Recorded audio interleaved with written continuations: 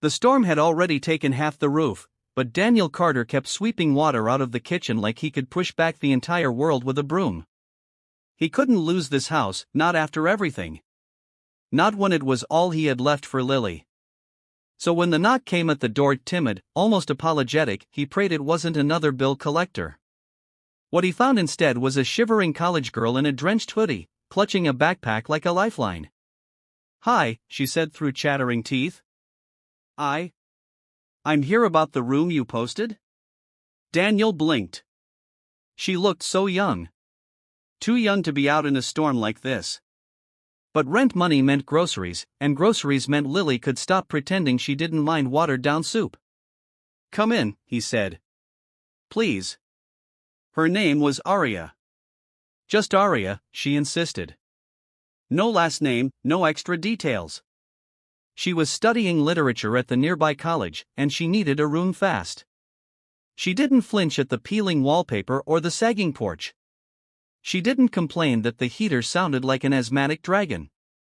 She just smiled in this soft, grateful way that made something warm flicker in Daniel's chest.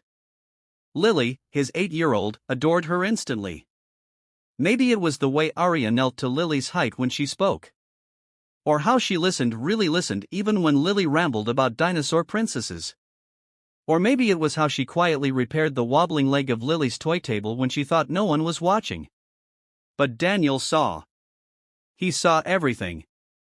And yet, what he never saw coming was her truth. Aria paid her rent in cash, crisp bills folded carefully into an envelope. Daniel didn't question it. Pride made him look away each time she tried to help with groceries or fix something in the house. He didn't want charity. Still, she noticed things. The way he skipped dinner some nights. The way he turned off the heat early to save electricity. The way he'd stare at a stack of bills with a kind of quiet desperation he thought he hid well.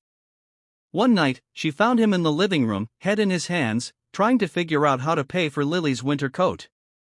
"You're doing great," she said gently. He laughed dryly. "I'm trying."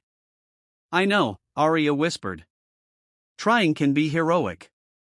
Something in her voice, sad, knowing, made him look up. But she only smiled and excused herself to bed. The truth unraveled the night a sleek black car pulled up to the house. Daniel froze. Lily peeked through the curtains. And Aria went pale. A tall man stepped out, flanked by 2 drivers. His suit cost more than Daniel earned in a month. His presence was commanding, cold, familiar in the way billionaires on magazine covers were familiar. "Aria," the man said, exasperation sharp in his voice. "Enough of this nonsense. Come home." Daniel's heart slammed against his ribs. "Home? What home?" "I'm not leaving," Aria said firmly, moving to stand between the man and the doorway. "Not yet." "You're a Harrington," he snapped. "You don't need to live like this." Daniel's breath caught. Harrington. As in Harrington Global. As in billion-dollar empire Harrington. Aria turned to Daniel, voice trembling. "I didn't want you to treat me differently. I needed a place where people cared about who I was, not what I was worth." Her father scoffed. "You're living in a rundown house with strangers." Aria's eyes burned with sudden fire. "They're not strangers.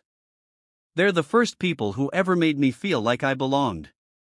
Daniel felt something in his chest twist painfully at her words. Then Lily stepped forward, tiny but fierce. "She reads me stories," she declared. "And she fixes things. And she makes Daddy smile." The billionaire faltered. For the first time, he looked unsure. In the tense silence, Daniel finally spoke. "Sir, she's safe here," he said quietly. "She's welcome here." Aria's father looked between his daughter, defiant yet fragile, and the humble, battered home she'd chosen. Something in his expression softened, barely. "You want time?" he asked her. "Fine. A week." He returned to his car and drove away, leaving the world startlingly still. Aria exhaled shakily. Daniel stepped closer. "You don't have to explain," he said softly. But she did anyway. I just wanted a normal life, Arya whispered. A family that wasn't staged for photographs. Daniel swallowed hard. You have one here. For as long as you want. Her eyes glistened. Thank you. In the days that followed, nothing between them was quite the same. Not because of her wealth, but because of the truth between them now, vulnerable and undeniable. Daniel noticed the way she lingered at the kitchen doorway in the mornings, like she was memorizing what home was supposed to feel like. He noticed how often their eyes met and didn't look away. And Arya, she noticed how safe she felt. How deeply she cared for the man who gave her space not because he knew her worth, but because he saw her heart. The night before her father was set to return, she found Daniel sitting on the porch steps, staring at the sky with worry woven through his posture. Hey, she said softly, sitting beside him. He hesitated. Arya, if you leave, Lily will miss you. I'll miss you. Her breath caught. I don't want to leave. Won't your father? She shook her head. For once. I think he'll understand. She placed her hand over his. Daniel didn't pull away. And for the first time in a long time, hope flickered between two people who had lived too long without it.